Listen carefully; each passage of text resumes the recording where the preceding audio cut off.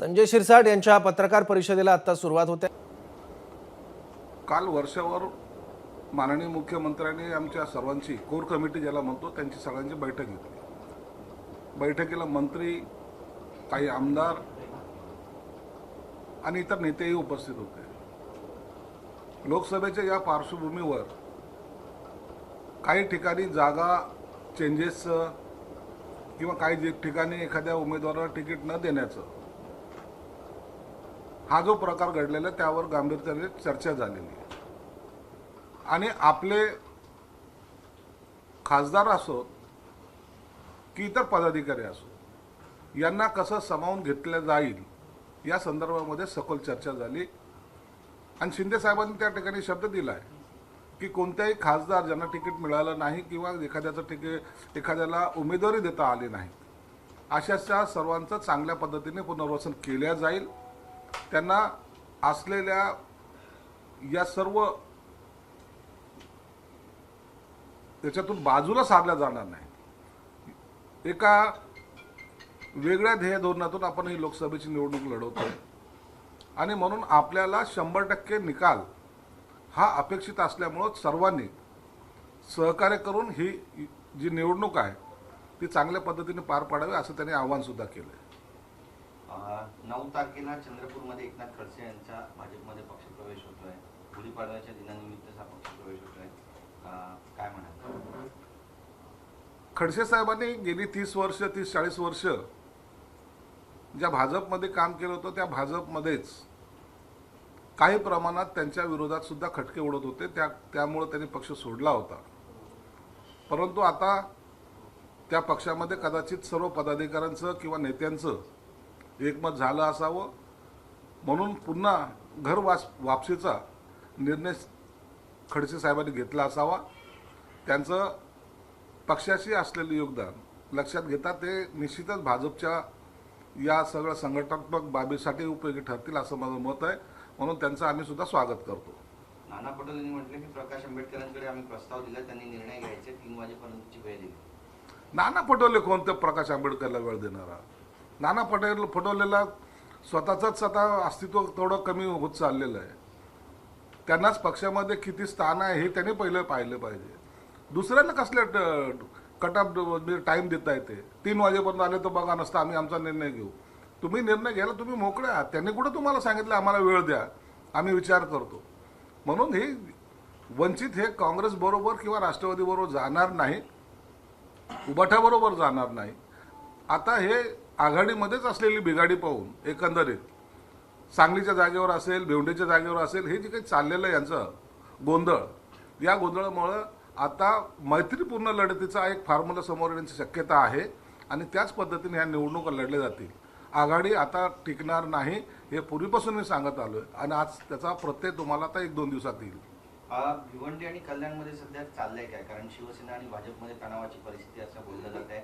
आपण पाहिलं की कल्याणचे जे विद्यमान खासदार आहेत त्यांचा प्रचार आम्ही करणार नाही अशी भूमिका भाजपने त्यांनी घेतली। आता शिवसेनेचे नेते म्हणतात की आम्ही कपिल पाटलांचा प्रचार करणार नाही, कडीपत्त्याप्रमाणे त्यांनी शिवसेनेला बाहेर काढून टाकलं। नाही, असं काहीच नाही। काल आशिष शेलार असतील की रवी चव्हाण असतील त्यांनी सुद्धा त्यांची भूमिका स्पष्ट केलेली आहे की आमची जबाबदारी आहे कल्याणची सीट निवडून आणण्याची, तशीच आमचीही जबाबदारी आहे भिवंडीची सीट निवडून आणण्याची। म्हणून यामध्ये आता वाद राहणार नाही। जे कार्यकर्ते तिकीट मिळण्याच्या पूर्वी आपल्याला तिकीट मिळावं म्हणून आग्रही होते, आता ते सर्वजण महायुतीचा प्रचार करतील। आता कोणताही वाद त्या ठिकाणी येणार नाही, हा सर्व वाद आता संपुष्टात आलेला आहे। रत्नागिरी, सिंधुदुर्ग, पालघर, त्यासोबत छत्रपती संभाजीनगर, ठाणे या सगळ्या जागांसाठी आणि नाशिक या सगळ्या जागांसाठी आमदार सुद्धा कालच्या बैठकीत आक्रमक होते। नाही, वस्तुस्थिती आहे महायुतीला जर आपल्याला जास्त सीट पाहिजे असतील तर एक सीट ज्याला आपण महत्वाची म्हणतो, मग नाशिक का नाही? आज नाशिकची परिस्थिती अशी आहे की हेमंत गोडसेंनी फॉर्म भरला तर तो विजय घोषित झाल्याचं इतकं चित्र स्पष्ट असताना ती जागा का सोडावी? त्याच पद्धतीने अनेक जागा, संभाजीनगरची जागा ही आमची पारंपरिक जागा आहे, शिवसेनेचा उगम त्या ठिकाणून झालेला आहे म्हणून ती जागा सोडता येणार नाही। पालघर असेल, सिंधुदुर्ग, रत्नागिरी असेल, या सगळ्या जागा संदर्भात आम्ही आग्रही आहोत आणि मग असा आग्रह असताना आपल्याला प्लस जर पाहिजे असेल, तुम्हाला वाटतं की एक एक सीट आपली आली असेल, यासाठी आमचा आग्रह आहे. आणि म्हणून मला वाटतं शिंदे साहेबांच्या कानावर आज आम्ही काल सर्वच नेत्यांनी, मंत्र्यांनी, आमदारांनी टाकलंय आणि त्यांनी सुद्धा सांगितलंय की या संदर्भात मी माझ्या पद्धतीने योग्य तो निर्णय घेईल. म्हणून आता आम्हाला अपेक्षा, उद्या कदाचित त्याच्यावर निर्णय होईल आणि कोणत्या जागा सुटल्या याचा तिळाचुळा सुटलेला दिसेल. शिवसेना उभाटा पक्षाकडून सुद्धा लोकसभेसाठी जोरदार तयारी सुरू आहे. काही टीजर त्यांनी सुद्धा लॉन्च केले, ज्यामध्ये लेकीबाईच्या सुरक्षेसाठी ठाकरेंची मशाल अशा आशयाचा हा टीजर आहे. याबद्दल काय म्हणतात? लेकीबाळीच्या सुरक्षितेचा टीजर करताना दिशा साल्यांना श्रद्धांजली व्हा आणि मग त्या टीजरचं ओपनिंग करा. कदाचित मागच्या घटना ते विसरले असतील, परंतु ह्या सर्व महाराष्ट्राच्या जनतेला माहिती आहे लेकीबाळीचा सुरक्षा नाही तर त्यांचा जीव घेण्याचं काम यांनी केलेलं आहे. म्हणून अशा टीजरवर लोक विश्वास ठेवणार नाही. एक मोठा आरोप म्हणावा याला. आरोप काय, वस्तुस्थिती आहे, चौकशी चालू आहे. दिशा साल्यांत प्रकारची चौकशी आणखी थांबलेली नाही, म्हणून ही त्याची चौकशी चालू आहे. आणि मला वाटतं लवकरच याचा छडा सुद्धा तुम्हाला कळेल आणि जे काही त्यामध्ये गुंतलेले आहेत ते सर्व समोर आरोपी म्हणून येतील हे निश्चित आहे. काँग्रेसचे आदर्श नेते भाजपात जाण्याआधी सोनिया गांधी, राहुल गांधी यांच्यासमोर येऊन रडले होते. या वयात तुरुंगात जाऊ शकत नाही असं सुद्धा म्हणाले होते. कुठेतरी अशोकराव चव्हाण यांच्यावरती हा निशाणा होता. याबद्दल काय म्हणतात? संजय राऊत असं विधान करतात. संजय राऊत आता पहिले मातोश्रीचे किचन कॅबिनेट होते, नंतर ते सिल्वरोगचे झालेत आणि जेव्हापासून राहुल गांधींनी यात्रा सुरू केली त्या टायमाला ते राहुल गांधीचे किचन कॅबिनेट आहेत. म्हणून हे रडताना ते बाजूला बसलेले असतात आणि ते रडत असतात. बेकारचे बेछूटपणाचे वक्तव्य करण्याची ही जी सवय आहे ही फक्त महाराष्ट्रात एकमेव अशी व्यक्ती आहे जी संजय राऊत, त्यालाच असे वक्तव्य करता येतात. कोणी कुणासाठी रडत नसतं. रडायचा टाईम आता संजय राऊतचा आलेला आहे. लवकर जेव्हा तो जेलमध्ये जाईल त्या टायमाला रडायचं कसं असतं हे त्याला लक्षात येईल. नाही, पण एकीकडे संजय राऊत अशोक चव्हाणांबद्दल बोलतात, दुसरीकडे नाना पटोले संजय राऊतांवर टीका करतात. ते म्हणतात संजय राऊत यांनी आपल्या नौटंक्या बंद करावा, ते शिवसेनेचे नेते त्यांनी सांभाळून बोलावं. वरिष्ठ पातळीवर चांगलीचा तिढा येते 2 दिवसात पूर्ण होईल. सामोपचारांना तिढा सोडवू. राऊत यांनी लहान कार्यकर्त्याप्रमाणे बोलू नये. याकडे कसं पाहता? संजय राऊतवर कोण टीका करत नाही? प्रत्येक जण टीका करतोय. नाना पटोले करतोय, बाकी सगळ्या पक्षाचे नेते करतायत, परंतु त्याला त्या टीकेला त्याला काहीच वाटत नाही. सांगलीच्या आमच्या त्या विश्वजित कदमनी टीका केली नाही. एका मिनिटात त्याच्यावर आरोप लावलाय की यांना आम्हाला जे दम देत आहेत कदाचित हे भाजपमध्ये जातील. तुम्ही कोण ठरवणार आहे? तुम्ही कशाला बोलता त्यांच्यावर? तुम्हाला तुमच्या पक्षामधले लोक सांभाळता येत नाही. अनेक जण आमच्या संपर्कात आहे. 2-3 दिवसामध्ये काही लोकांचा प्रवेश होणार आहे. त्यांना सांभाळण्याऐवजी इतर काँग्रेसवर टीका करून त्यांना ही आघाडी ठेवायचीच नाही हे त्यांचा ठरलेलं आहे. शरद पवारने दिलेलं त्यांना एक काम आहे ते, आणि म्हणून काँग्रेस बरोबर जेवढं अंतर राखता येईल तेवढं राखायचं काम उभाटा गट करतंय आणि म्हणून ही आघाडी या लोकसभेमध्ये टिकणारच नाही. सर, संजय निरुपमांची जोरदार चर्चा आहे सध्या येणार आहे. तुम्ही सुद्धा म्हणाले की 48 तासामध्ये घडामोडी घडतील. काय होईल असं वाटतं? आणि उत्तर पश्चिमची जी उमेदवारी आहे ती त्या उमेदवारीची माळ त्यांच्या गळ्यात या निमित्तानं पडणार आहे. संजय निरुपम निश्चितच मुख्यमंत्री साहेबांच्या संपर्कात आहेत. कदाचित आज त्यांची भेटही होण्याची शक्यता आहे, परंतु तिथलची उमेदवारी कोणाला द्यावी याचा निर्णय मुख्यमंत्री साहेब घेतील. त्यावर मला बोलण्याचा अधिकार सुद्धा नाही. त्यांना एकदा येऊ द्या, मुख्यमंत्र्यांची चर्चा करू द्या, त्यानंतरच खरा जो काही निर्णय आहे तो आपल्या समोर येईल. रेडी? सर, कल शिवसेना की तरफ से, मुख्यमंत्री की तरफ से एक बैठक बुलाई गई थी. इस बैठक में क्या कुछ चर्चाएं हुई? क्या रणनीति को लेकर चर्चा हुई? सीट शेयरिंग को लेकर विवाद है, क्या इस पर भी चर्चा हुई? इलेक्शन के पहले जो कोर कमेटी है उनको बुलाया गया था.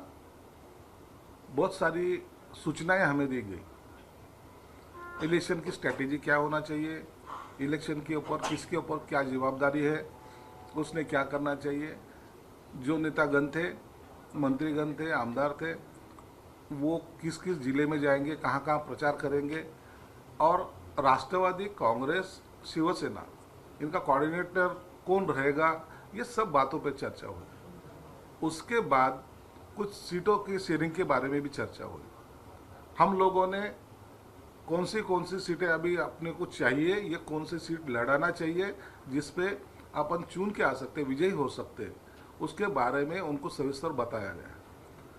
कुछ भाजपा के लोगों का आग्रह, कुछ राष्ट्रवादी के लोगों का आग्रह है कि ये सीट हमें चाहिए, वो सीट हमें चाहिए, लेकिन जो अपनी सीटें हैं वो उनको दिया नहीं जाए, इसके बारे में हमने बड़े जोर से उनको बोला है कि सर ये सीट छोड़ो मत। अगर अपने को मोदी साहब को पंतप्रधान बनाना है और महाराष्ट्र से 45 प्लस का अगर आंकड़ा देना है तो अपने को इस तरीके से ही जाना पड़ेगा। इस बारे में अब भाजपा को भी समझाओ, राष्ट्रवादी को भी समझाओ, एक एक सीट अपने लिए जरूरी है और उसमें से जो अपनी सीटें है, जो चुन के आने के 101% चांसेस है, तो वो सीट छोड़ना नहीं चाहिए। ये सब जो भी वहाँ के मंत्रीगण थे, आमदार थे, उन्होंने सीएम साहब के कान पे डाला है और उन्होंने भी बोला है, एश्योरेंस दिया है कि हम ये सीट छोड़ेंगे नहीं, हो सकता है ये सीट हमारे पास ही रहेगी। तो इसका मतलब ये है कि आप ये कह रहे हैं कि चाहे वो नासिक की सीट हो या फिर कल्याण डोंबिवली में तो ऐलान कर दिया गया, छत्रपति संभाजी नगर की सीट हो, रत्नागिरी हो, सिंधुदुर्ग, ठाणे की सीट हो, तो इन सब सीटों पर अभी भी शिवसेना का क्लेम जो है वो बरकरार है कि कॉम्प्रोमाइज जो है वो महायुति में आप लोग की तरफ से किया जाएगा। नहीं, क्लेम ये दूसरे सीटों पे होता है, जो हमारी है वो तो हमारी है, लेकिन हमने दूसरे सीटों पे क्लेम नहीं किया। हमारी सीट है वो बरकरार रहे, ये हमारी सोच है। नासिक सीट है, कल्याण की सीट है, ठाणे की सीट है, पालघर की सीट है, रत्नागिरी सिंधुदुर्ग की सीट है, ये सब सीटें जो है वो हमारी थी। इसमें से उनका भाजपा का कुछ आग्रह है, कुछ राष्ट्रवादी का आग्रह है, तो वो सीट वो चाहते। हाँ, हमने वही बोला है कि नासिक की सीट हो, संभाजी नगर की सीट हो, ये सब सीटें कई सालों से हम लड़ते आए हैं। अब कोई ऐसी भी सीट है जो हमने युति अपनी अच्छी रहना चाहिए इसलिए उनको दिए है। एग्जाम्पल बोल के धाराशिव की जो सीट है, 10 इलेक्शन हुए, उसमें से 8 बार हम जीत चुके हैं, तो भी वो सीट हमने राष्ट्रवादी को दी है। एक कॉम्प्रोमाइज का एक लिमिट होता है, वो लिमिट तक हमने कॉम्प्रोमाइज जरूर किया है, क्योंकि किसी को ऐसा ना लगे कि हम कुछ अड़े हैं, हम कुछ युति में कुछ आड़ा जाना चाहते हैं, ऐसा नहीं होना चाहिए, इसलिए हमने वो कॉम्प्रोमाइज भी किया। आप देखेंगे परभनी की सीट हमने दी है, हमने धाराशिव की सीट दी है, ये दोनों भी सीट हमने शिरूर की सीट दी, 3 सीट, ये सीट हमारी सीट, हमने तीनों सीट दी। अगर सभी सीट लेंगे तो हमारा चुनाव लड़ना हमारे लिए भी मुश्किल होगा, कार्यकर्ताओं को संभालना भी मुश्किल हो जाएगा। कल्याण डोंबिवली की सीट आपकी है, उम्मीदवार आपका है, लेकिन ऐलान मुख्यमंत्री करते हैं। ये तो युति की खासियत है। डीएफ को भी हम हमारा समझते हैं, अजित दादा को भी हम हमारा समझते हैं, इसलिए उप मुख्यमंत्री ने एक उनके दिल से खुद होके वो सीटों का ऐलान किया, तो हम उनको भी थैंक्स बोले। ऐसा तो नहीं है सर कि उनके ऐलान करने के पीछे ठाणे की सीट कॉम्प्रोमाइज करने की बात? नहीं, ऐसा नहीं है। देखो, युति में ये तीनों नेता आपने देखा होगा, बहुत लंबे समय तक के इनकी बैठकें चलती रहती है और ये सब बातों की चर्चा उनके ऊपर होती रहती है। तो एक आधे सीट को किसको जाने वाली है ये तीनों को मालूम रहता है, इसलिए एक आधे नेता ने ऐलान करना ये कोई बड़ी बात नहीं है। हमने भी उनको बोला है कि ठीक है आपने किया, उसके बारे में अधिकृत अभी कल 9 तारीख को हम उस सीट का भी ऐलान करने वाले हैं। हेमंत गोडसे एक तरफ वर्षा के चक्कर लगा रहे हैं, क्लेम कर रहे हैं, वही दूसरी तरफ ये भी चर्चा है कि छगन भुजबल को वहां से उम्मीदवार बनाया जाएगा। अगर राष्ट्रवादी को वो सीट मिलती है तो शिवसेना किस भूमिका में रहेगी? देखो, आखिरी दम तक हमारा यही पर्याय रहेगा, कोशिश रहेगी कि हेमंत गोडसे की सीट जो नासिक की है वो हमें मिले। और भुजबल साहब ने भी ये कहा है कि मेरे को बताया गया कि आप लड़ो, उनका कोई आग्रह भी नहीं है, तो इसलिए हम ये चाहते हैं कि नासिक की सीट हमको मिले। अगर पार्टी कोई डिसीजन लेती है या तो महायुति कोई डिसीजन लेती है, वो तो हमको मानना ही पड़ेगा। इसलिए इसको दिए तो क्या होगा, उसको दिए तो क्या होगा, कुछ नहीं होगा, महायुति बोल के हम वो सीट लड़ाएंगे। आप कह रहे हैं कि संजय निरुपम अगले 48 घंटे में या अगले 3 दिनों में शिवसेना में शामिल हो सकते हैं। पार्टी में शामिल किया जाना एक बात और शामिल करके उम्मीदवारी दिया जाना वो दूसरी बात है। क्या संजय निरुपम जो नॉर्थ वेस्ट सीट है उससे आपको जिताऊ कैंडिडेट लगते हैं? कि उन्हें लेकर बीजेपी द्वारा विरोध किया जा रहा है, तो क्या शिवसेना की क्या भूमिका? तो इसके बारे में सब संजय निरुपम को पहले आने दो, उनका प्रवेश होता है नहीं होता है, सीएम क्या डिसीजन लेते हैं, इसके ऊपर बहुत कुछ डिपेंड करता है। आज अपन उनके बारे में वो आ रहे हैं, उनको प्रवेश दिया गया, उनको सीट दी गई, ये सब बातें आज बोलने की नहीं है। लेकिन जब बस सीएम साहब से बात होगी, अगर उनका प्रवेश हुआ तो उनको सीट देना है कि नहीं देना है, इनका डिसीजन खुद सीएम साहब लेंगे। इसलिए आज उनके बारे में चर्चा करना, या तो वो जो वादग्रस्त वक्तव्य उन्होंने पहले किए थे, जिसको बीजेपी का विरोध था, उसके बारे में भी बोलना आज के इसमें ठीक नहीं रहेगा। प्रधानमंत्री ने सहारनपुर में रैली की है, उन्होंने ये कहा कि जो कांग्रेस का मैनिफेस्टो जारी हुआ है, घोषणा पत्र जारी हुआ है, उसमें उन्होंने टिप्पणी करते हुए कहा कि कांग्रेस का जो घोषणा पत्र है उसे देखकर ऐसा लगता है कि मुस्लिम लीग की छाप उसमें दिखाई दे रही है। ना, कांग्रेस की राजनीति ऐसी रही चुकी है। कांग्रेस पहले की कांग्रेस रही नहीं, वो पहले भी जो थी वो ठीक थी, लेकिन अभी जो कांग्रेस है वो अंग्रेजों की कांग्रेस है। इन्होंने अंग्रेजों की नीति अपनाई है, हर जात में फ्रैक्शन लाना। मुस्लिम उनको लगता है कि ये पूरे वोट हमारे हैं, दलित वोट हमारे हैं, और फिर इधर अदर कास्ट से उनको भिड़ाना, यही कांग्रेस की नीति रही। तोड़ो और सत्ता करो, ये जो उनकी राजनीति चली है, उसके बारे में मोदी साहब ने जो टिप्पणी की है वो एकदम सही, परफेक्ट है। इसलिए कांग्रेस को आज ना मुस्लिम का वोट मिलेगा, ना दलित का वोट मिलेगा। आज ये सब वोट उनको पता है, दलित और मुस्लिम समाज को भी पता है कि अपने को ये लोगों ने आज तक यूज किया है, इसलिए आज वो भी भाजपा के साथ है। इसलिए आप देखेंगे उत्तर प्रदेश हो या बिहार हो या तो और स्टेट में, ये सब लोग अभी बीजेपी से जुड़ने लगे। आप राज ठाकरे से मिलने के लिए गए थे, क्या कहा जाए, क्या मान के चला जाए कि गुड़ी पाडवा के दिन जो सस्पेंड एबीपी माझा, उघडा डोळे बघा नीट।